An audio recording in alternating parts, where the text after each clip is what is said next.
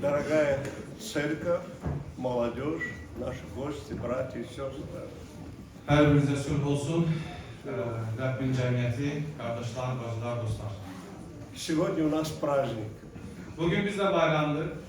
потому что когда верующие встречаются, у них праздник. Çünki imanlılar görüşdükdə bayram olur.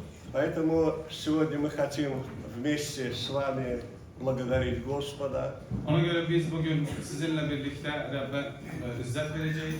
за этот день, за это благополучие, Bugünkü gündəki rifahımıza görə, bu günümüzə görə minnətdarlıq за это edəcəyik. доброе время, которое нам Бог дал с вами. Bugünkü gündə bizdə olan bu rahat günlərə görə minnətdar olacağıq. Поэтому мы сейчас призовем имя Господне, Biz indi Rəbbin ismini çağırıb, чтобы Господь всех нас благословил, diləyəcəyik ki, o bizə xeyir dua versin bugün и будем начинать наше служение. və bugünkü xidmətimizi başlayacağıq. Ну, я перед молитвой прочту 3 стиха.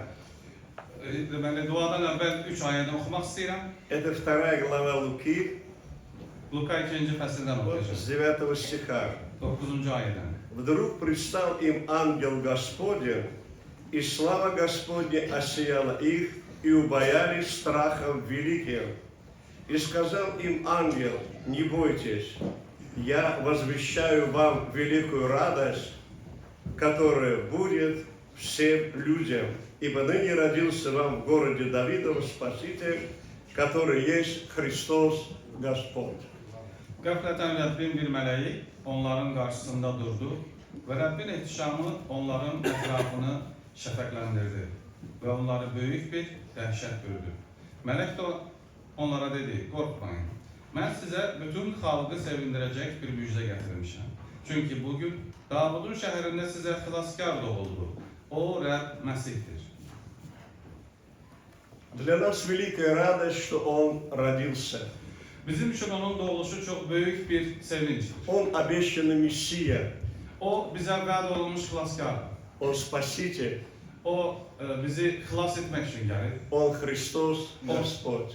Onun haqqında yazılmışdı ki, o Rəbb Məsihdir.